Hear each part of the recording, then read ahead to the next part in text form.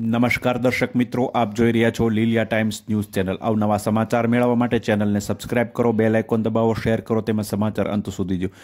કહેવત છે, જેનું કોઈ ન સાંભળે તેનું કુદરત સાંભળે।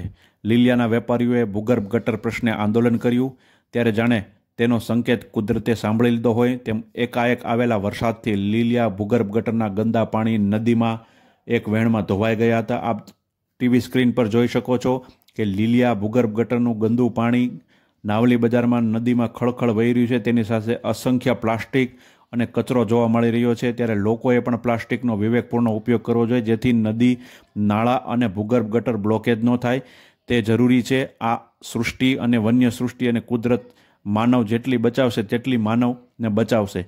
લીલિયા પંથકમાં સારા વરસાદના કારણે નાવલી બજારમાં પૂર આવ્યું હતું અને આ વરસાદથી ખેડૂતો ખુશખુશાલ છે અને જીવસૃષ્ટિમાં અસહ્ય ઉકળાટ અને બફારાથી મુક્તિ મળી છે। ત્યારે આવનાર દિવસોમાં સારામાં સારો વરસાદ થાય તેવું લોકો ઈશ્વર પાસે પ્રાર્થના કરી રહ્યા છે। લીલિયા નાવલી બજારમાં આ પ્રથમ વરસાદમાં પાણી આવ્યું હતું અને લીલિયાના ચેકડેમોમાં પણ નોંધપાત્ર પાણીની આવક થઈ છે।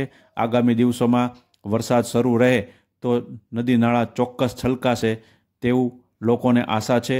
અત્રે ઉલ્લેખનીય છે કે લીલિયામાં નદી નાળા ચેકડેમો વ્યાપક પ્રમાણમાં ઊંડા કરવામાં આવ્યા છે। ત્યારે પાણીની સંગ્રહ જમીનમાં વધુમાં વધુ થાય તો ભવિષ્યમાં ખેતીને લાભ થઈ શકે તેમ છે। SK સૈયદનો રિપોર્ટ, લીલિયા મોટા।